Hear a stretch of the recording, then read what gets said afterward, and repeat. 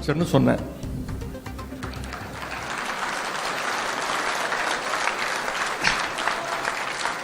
அதை ஒத்துக்கிட்டாங்க. அதுக்கு எந்த ரியாக்ஷனும் இல்லை. கேடு கெட்ட அரசு அமைஞ்சிருக்கு, ஒரு வெக்கங்கெட்ட அரசு அமைஞ்சிருக்கு, இதெல்லாம் சொன்னேன். இதற்கெல்லாம் எந்த ரியாக்ஷனும் இல்லை.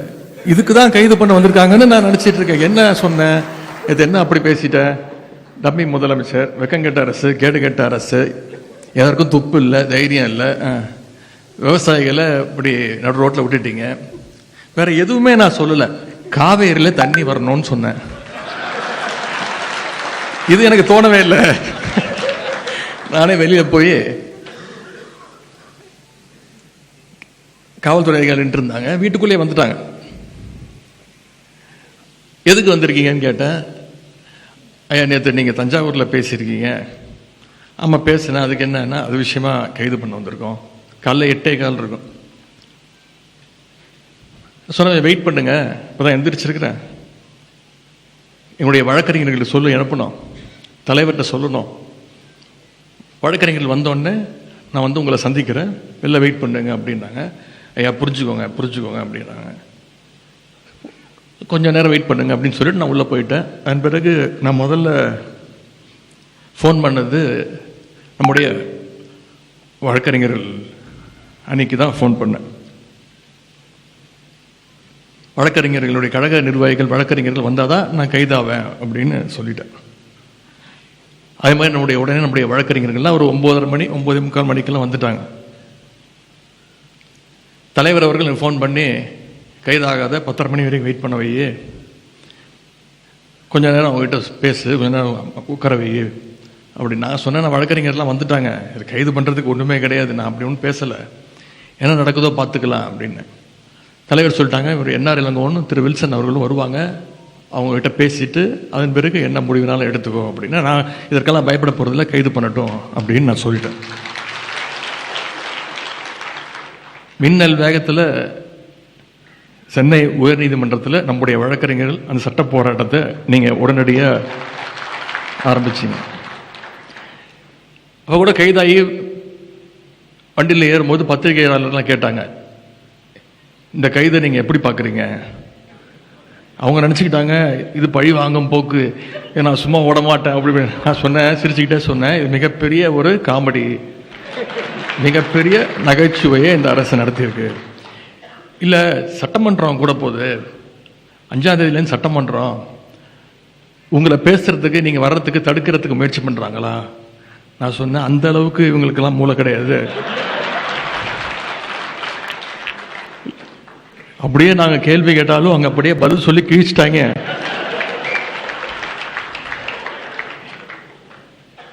யாரு அமைச்சர்னு யாருக்குமே தெரியாதுங்க, யாரு சட்டமன்ற உறுப்பினர் இப்போ வரைக்கும் யாருக்குமே தெரியாது. ஏன்னா வேற ஒரு துறைக்கு நம்ம பதில் கேட்டோம்னா வேற ஒரு துறை அமைச்சர் பதில் சொல்றாரு. ஒரு படத்துல வரும்ல, நாம ஒரு கேள்வி கேட்டா நம்மளே ஆச்சரியப்படுற அளவுக்கு ஒரு பதில் சொல்லுவான் பாருங்க அப்படிங்கிற மாதிரி. எங்களுக்கு மட்டும் இல்லை, இப்ப அங்க உட்கார்ந்து இருக்கிறாரு ஒரு டம்பி முதலமைச்சர், அவருக்கும் யார் அமைச்சர்னு தெரியாது, அவருக்கும் யார் சட்டமன்ற உறுப்பினர் தெரியாது.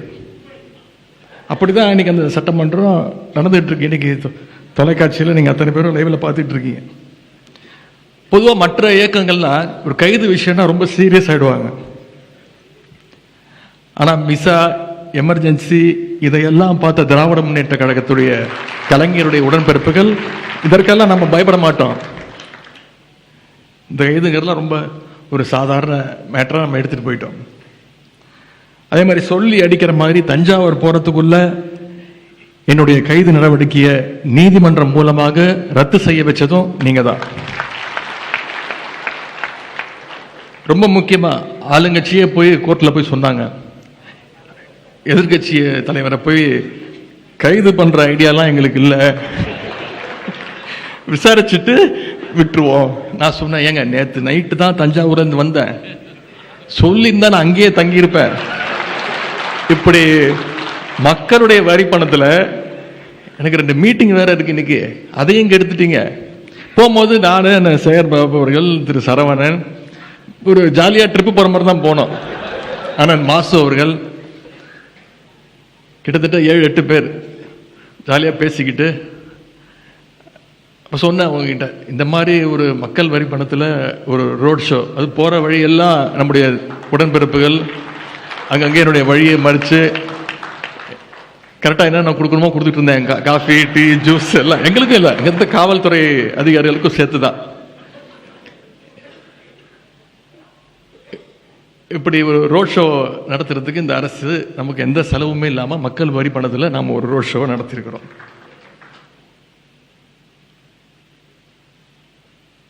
இந்த அரசுக்கு நாம் இந்த இடத்துல ஒரு நன்றியை சொல்லணும். தேர்தலுக்கு அப்புறம் கொஞ்சம் சோர்ந்து போயிருந்த நம்முடைய உடன்பிறப்புகள் இந்த டம்மி அரசு, டம்மி ஆட்சியாளர்கள் அவங்களுடைய செலவால், அவங்க பண்ண வேலையால் மறுபடியும் நம்ம பழைய ஃபார்முக்கு உடன்பிறப்புகளாக நம்ம இன்னைக்கு திரும்பி இருக்கோம். இதையெல்லாம் நான் என்னோட பெருமைக்காக சொல்லல, வழக்கறிஞருடைய பெருமையாகத்தான் நான் இது அத்தனையும் இங்கே பதிய வைக்க விரும்புகிறேன். இந்த 3 மாதங்கள்ல 100 நாட்கள், நாளைக்கு என்னென்ன கூத்தரிக்க போறாங்கன்னு தெரியல சட்டமன்றத்தில்.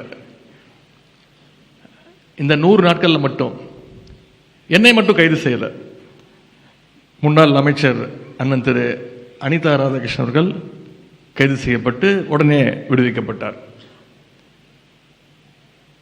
சட்டமன்ற உறுப்பினர், நம்முடைய சட்டமன்ற உறுப்பினர், விளாத்திக்குளம் சட்டமன்ற உறுப்பினர் அண்ணன் திரு மார்க்கண்டேயன் அவர்களையும் இதே மாதிரி கைது செய்து மிரட்ட பார்த்தாங்க. சட்டமன்ற உறுப்பினர் மட்டும் இல்லை, இப்போ துடிப்பா வந்திருக்கக்கூடிய நம்முடைய ஜென்சி இளைஞர்கள், இந்த தேர்தல் தோல்விக்கு பிறகு யாரை எழுப்பி விட்டுருக்காங்களோ இல்லையோ, இந்த புதிய தலைமுறையினரை நாம் எழுப்பி விட்டுருக்கிறோம். இந்த தோல்வி மூலமாக நாம் எழுப்பி விட்டுருக்கிறோம். நாம இல்லை, இன்றைக்கு இருக்கக்கூடிய ஆளுங் அரசு. ஜென்சி இளைஞர்கள் சகோதரர் அன்பானந்தம், சகோதரர் வினோத் சூரியகுமார், சகோதரர் சரண், இவங்க எல்லாம் டார்கெட் பண்ணி கைது பண்ணாங்க. அது மட்டும் இல்லை, நான் தஞ்சாவூர் ஆர்ப்பாட்டத்துக்கு போயிட்டு வந்த பிறகு அங்கு யார் யாரெல்லாம் போராட்டம் பண்ணாங்களோ அவங்க மேலாம் வழக்கு பதிவு செஞ்சிருக்கிறாங்க, சிலரை கைதும் செஞ்சிருக்கிறாங்க. இன்னைக்கு அவங்க எல்லாரும் சட்ட போராட்டம் நடத்தி சிறையிலிருந்து அவங்க எல்லாம் மீட்டது யாரும் பார்த்தீங்கன்னா இங்கே வந்திருக்கக்கூடிய வழக்கறிஞர்கள். நீங்கள் தான் அதற்கு காரணம். அந்த பெருமை உங்களுக்கு தான். இந்த சோஃபா மாடல் அரசுக்கு நம்முடைய கழகத்தை பற்றியோ, கழகத்துடைய வரலாறு பற்றியோ, இந்த சட்டத்துறையினுடைய வரலாறு பற்றியோ அவங்களுக்கு இன்னும் முழுசாக தெரியல. கடந்த காலங்களில் முத்தமிழர் கலைஞருடைய கைதாக இருக்கட்டும், நம்முடைய கழக தலைவருடைய கைதாக இருக்கட்டும், இப்படி கழகத்திற்கு எப்பெல்லாம் நெருக்கடி வந்ததோ அப்பெல்லாம் அதை உடைச்சு தவிடுபொடி ஆக்கியது நம்முடைய சட்டத்துறை தான். ஆட்சி அதிகாரத்தில் இருக்கும்போது யார் வேணா யாரை வேணா கைது பண்ணலாம். ஆனால் பவரில் இல்லாத போது, சொல்லப்போனால் எதிர்கட்சியாக கூட இல்லாத போது, ஆட்சி அதிகாரத்திலேயே இருந்த ஒரு முதலமைச்சரையே ஊழல் வழக்கில் சிறைக்கு அனுப்பின துறை நம்முடைய சட்டத்துறை, திமுகவுடைய சட்டத்துறை. இப்படிப்பட்ட பல்வேறு பெருமைகளை கொண்ட உங்களுக்கு இன்னைக்கு வர்ற விஷயங்கள், நீங்கள் பார்க்குற நெருக்கடிகள், இதெல்லாம் மிக மிக சாதாரணமாக தான் நீங்கள் எடுத்துக்கொள்ள வேண்டும்.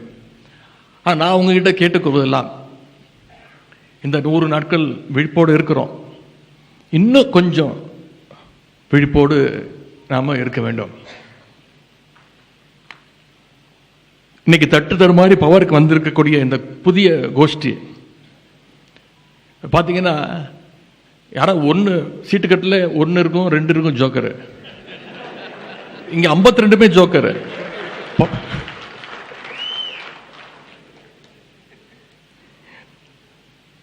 நமக்கு தான் பேர் தெரியல, யார் அமைச்சர், யார் சட்டமன்ற உறுப்பினர். தமிழ்நாட்டு மக்களுக்கு தெரிஞ்சிருக்கா? தெரியல, யாருக்குமே தெரியல. அவங்களால அடமொழி வச்சு பேசினாதான் மக்களுக்கு புரியுது. லாட்டரி விற்கிற அமைச்சர் யாரு, பிளாக்ல லாட்டரி டிக்கெட் வித்த அமைச்சர் யாரு?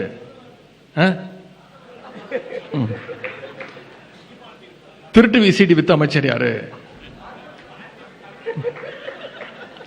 உருட்டுக்கட்ட அமைச்சர் யாரு? பவுடர் போடுற அமைச்சர் யாரு? காக்கி டவுசர் அமைச்சர் யாரு? சங்கி அமைச்சர் யாரு? இப்ப கிட்டத்தட்ட கலந்துரையாடல் ஆயிடுச்சு.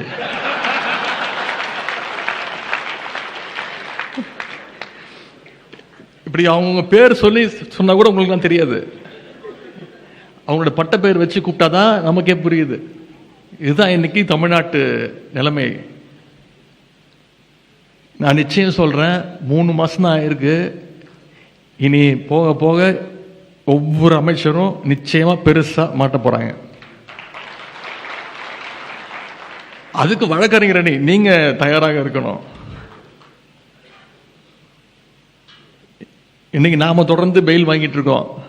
இன்னைக்கு அந்த கூட்டத்தை, அந்த கும்பலை பெயில் வாங்குற நிலைமைக்கு நாம நம்முடைய பணிகளை அமைச்சு கொள்ள வேண்டும். இந்த அரசு ஏதோ தூய்மையான அரசு, ஊழலற்ற அரசு, மாற்றம் அப்படின்னு சொல்லி கொண்டு வந்தாங்க. கடைசி என்ன பண்ணிருக்கிறாங்க? நம்முடைய தலைவர் கொண்டு வந்த ஒவ்வொரு திட்டத்துடைய பெயரை மாத்திருக்கிறாங்க. வேற எந்த மாற்றமும் கிடையாது. எல்லாத்து மேலேயும் ஸ்டிக்கர் ஒட்டிக்கிட்டு இருக்கிறாங்க. இவங்க எப்படி ஆட்சிக்கு வந்தாங்க? அதை நாம அத்தனை பேரும் பார்த்தோம். இவங்க கிட்ட மெஜாரிட்டி இருக்கா? கிடையாது. திமுக சட்டமன்ற உறுப்பினர் பார்த்தா வழக்கு போடு, அதிமுக சட்டமன்ற உறுப்பினர் பார்த்தா சோஃபாவை அனுப்பு, எப்படியாவது பர்ச்சேஸ் பண்ணு, அவங்கள ராஜினாமா பண்ணவே. இதைத்தான் இந்த அரசு பண்ணிக்கிட்டு இருக்கு. இதை தமிழ்நாட்டு மக்கள் பார்த்துக்கிட்டு இருக்கிறாங்க. இது மட்டும் இல்ல, அரசு வழக்கறிஞர் நியமனத்தில் மிகப்பெரிய ஒரு ஊழல் நடந்திருக்கு. இதை சொன்னது யாரு? நாம இல்ல, ஆளுங்கட்சியுடைய வழக்கறிஞர் புகார் கொடுத்திருக்கிறாங்க, நீதிமன்றத்தில் வழக்கு போட்டிருக்கிறாங்க.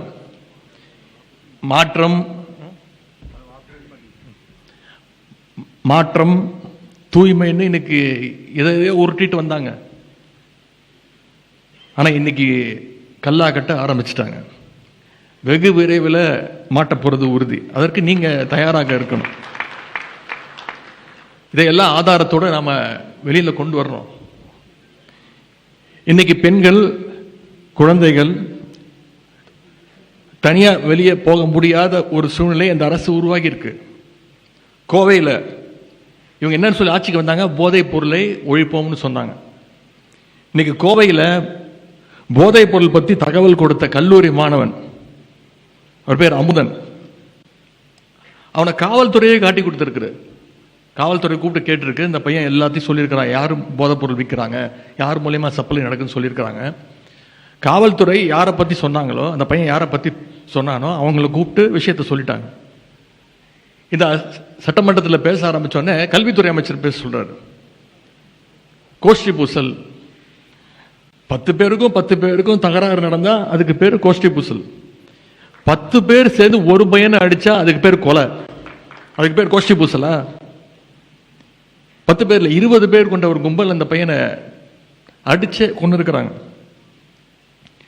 இன்னைக்கு அந்த உயிரிழந்த அந்த பையனோட அம்மா யார் மேல் நம்பிக்கை வச்சிருக்கிறாங்க? திராவிட முன்னேற்ற கழகத்தின் மேல, நம்முடைய தலைவர் மேல் நம்பிக்கை வச்சு இதை திராவிட முன்னேற்ற கழகம் இதை நீதி வாங்கி கொடுக்கணும், என்னுடைய பையனுடைய மரணத்திற்கு திமுக நம்முடைய தலைவர் நீதி வாங்கி கொடுக்கணும்னு அந்த அம்மா பேசிட்டு இருக்கிறாங்க. அமுதன் மரணத்துக்கு நீதி கிடைக்க நிச்சயம் திராவிட முன்னேற்ற கழகம் கண்டிப்பாக துணை நிற்கும். சட்டமன்றத்தில் நாங்க பார்த்துக்கிறோம், நீதிமன்றத்தில் நீங்க பார்த்துக்கோங்க. வழக்கறிஞர் அணியினுடைய பங்களிப்பு மிக மிக முக்கியம். உங்க பகுதியில் நம்முடைய கழகத்தை சேர்ந்த யார் மேலேயாவது இந்த அரசு பொய் கேஸ் போட்டாச்சுன்னா அவங்களுக்கு நீங்க உறுதுணையாக இருக்க வேண்டும்னு நான் உங்களை கேட்டுக்கிறேன். குறிப்பா ஜென்சி இளைஞர்கள், இந்த ஜென்சி இளைஞர்களை பார்த்து இந்த அரசு பயப்படுது. அதனாலதான் அவங்கள குறி வச்சு தூக்குறாங்க. நான் இன்றைக்கு கடந்த 100 நாட்களாகவே பொதுமக்கள், நம்முடைய கழக தோழர்கள், நிர்வாகிகள், ஒவ்வொரு அணியைச் சேர்ந்தவர்கள் தொடர்ச்சியாக ஒவ்வொரு நாளும் குறைந்தது 300 பேர் சந்திக்கிறேன். காலையாக இருந்தாலும் சரி, மாலையாக இருந்தாலும் சரி. அது அதிகமாக வர்றது பார்த்தீங்கன்னா அந்த ஜென்சி கூட்டம், ஜென்சி இளைஞர்கள் அதிகமாக வராங்க. ஜென்சி இளைஞர்கள் எத்தனை பேர் வராங்களோ அதே மாதிரி அடுத்த நாள் இந்த ஜென்சி இளைஞர்கள் உள்ளே தள்ளிட்டாங்க, பொய் கேஸ் போட்டாங்க, நாங்கள் தான் அவங்கள இப்போ காப்பாற்றி கூட்டு வந்திருக்கோம்னு வழக்கறிஞர் அணியும் கூட கூட்டிகிட்டு வராங்க. அதை பார்க்கும்போது மிக மகிழ்ச்சியாக இருக்கிறது. அவங்களுக்கு நம்ம முழுசாக சப்போர்ட் பண்ணணும். ஜென்சி இளைஞர்கள் இன்னைக்கு கொள்கை பேச ஆரம்பிச்சிருக்கிறாங்க. அதுதான் இன்னைக்கு இந்த ஆட்சியாளர்களை பயமுத்திட்டு இருக்கு.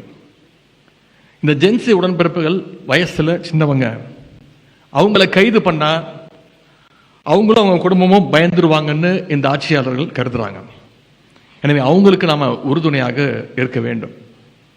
களத்திலையும் சமூக வலைதளத்திலையும் கழகத்திற்கு ஆதரவாக பேசுகிற ஜென்சி இளைஞர்களுக்கான பாதுகாப்பு அரணாக நம்முடைய கழக வழக்கறிஞர் அணி செயல்பட வேண்டும்னு நான் உங்களை எல்லாம் தாழ்மையோடு கேட்டுக்கிறேன். நிறைய இளம் வழக்கறிஞர்கள் என்னை சந்திக்க வராங்க. கழகத்து மேல மிகுந்த ஆர்வத்தோடு வராங்க. கலைஞருடைய சாதனைகள், நம்முடைய தலைவர் செஞ்ச திட்டங்கள்லாம் கேள்விப்பட்டு இப்போதான் வராங்க. அவங்களை எல்லாம் கண்டறிஞ்சு அவங்களுக்கான ஸ்பேஸை கொடுத்து அவங்கள ஊக்கப்படுத்தி நாம் அரவணைச்சு நீங்கள் எல்லாம் போகணும்னு நான் உங்களை எல்லாம் கேட்டுக்கிறேன். அவங்களையெல்லாம் வழக்கறிஞர் அணியில் சேருங்க, கழகத்தில் உறுப்பினராக சேருங்க, பொறுப்பு கொடுங்க, அவங்கள தட்டி வேலை வாங்குங்க, அவங்கள கைட் பண்ணுங்க. அது இன்னைக்கு மட்டும் இல்லை, எதிர்காலத்துக்கும் நம்முடைய கழகத்திற்கும் மிகப்பெரிய ஒரு வலிமையாக நிச்சயம் அது மாறும். இறுதியாக ஒரே ஒரு விஷயம், உங்கள் பகுதியில் இன்று இருக்கக்கூடிய ஆளுங்கட்சிக்காரங்க குற்ற செயலில் ஈடுபட்டா நீங்க அதை சும்மா விடக்கூடாது. நீதிமன்றம் மூலமா அவங்களுக்கும் தண்டனை வாங்கி தர வரைக்கும் அந்த வழக்கை நீங்க தொடர்ந்து ஃபாலோ செய்ய வேண்டும் நான் கேட்டுக்கொள்கின்றேன். இங்கே அண்ணன் என்ஆர் இளங்கோவன் அவர்கள் உங்களுக்கு கிட்டத்தட்ட ஒரு வகுப்பு எடுத்திருக்கிறார். என்னென்ன செய்யணும், அடுத்த பிளான் ஆஃப் ஆக்ஷன் என்ன அப்படிங்கிறது சிறப்பான முறையில் சொல்லியிருக்கிறார். அதை நீங்கள் ஃபாலோ செய்ய வேண்டும். அதிகாரம் இருக்கின்ற திமிரில் ஆளுங்கட்சிக்காரங்க மக்களுக்கு இன்னைக்கு மிகப்பெரிய ஒரு அச்சுறுத்தலை மாறி இருக்கிறாங்க. மக்களுக்கு ஒரு பாதுகாப்பு அரணாக நம்முடைய திமுக வழக்கறிஞர் சட்டத்துறை நிச்சயமாக செயல்பட வேண்டும். அதை இங்கு வந்திருக்கக்கூடிய நீங்கள் உறுதி செய்ய வேண்டும் என்று நான் மீண்டும் கேட்டுக்கொள்கின்றேன். அதே மாதிரி வழக்கறிஞர் திரு என்ஆர் இளங்கோவன் அவர்கள் பேசும்போது சொன்னார், வழக்கறிஞர் அணியில் ஒற்றுமை இல்லை அப்படின்னு இளைஞரணி செயலாளர் நினைக்கிறாரு அப்படின்னு பழைய தூக்கி என் மேல போட்டாரு. அது என்னுடைய எண்ணம் மட்டும் கிடையாது, இந்த அரங்கத்தில் இருக்கக்கூடிய அத்தனை பேருடைய எண்ணமும் நிச்சயம் அது இருக்கு. எனவே அதை நிச்சயமாக சரி செய்து ஒற்றுமையோடு நாம் அத்தனை பேரும் செயல்பட வேண்டும் என்று கேட்டுக்கொண்டு, இந்த அரசு மக்கள் விரோத அரசு வீட்டுக்கு அனுப்பும் வரை, மீண்டும் நம்முடைய தலைவர் முதலமைச்சராக அந்த நாற்காலியில் உட்காரும் வரை அத்தனை அணிகளும் களத்தில் இறங்கி செயல்பட வேண்டும். அதில் முதன்மையான அணியாக சட்டத்துறை சிறப்பாக செயல்பட வேண்டும் என்று நான் கேட்டுக்கொள்கின்றேன். உங்களுக்காக திராவிட முன்னேற்ற கழகம் நம்முடைய தலைவர் அவர்களும் நிச்சயம் உங்களுக்கு பக்கபலமாக இருப்பாங்க. நான் என்றைக்குமே உங்களோடு தோளோடு தோளாக உறுதுணையாக நிற்பேன். உங்களுடைய பணிகள் அத்தனையும் மேன்மேலும் சிறக்கட்டும்னு சொல்லி இந்த சிறப்பான வாய்ப்பளித்த சட்டத்துறைக்கு மீண்டும் என்னுடைய நன்றியை சொல்லி விடைபெறுகின்றேன். நன்றி, வணக்கம்.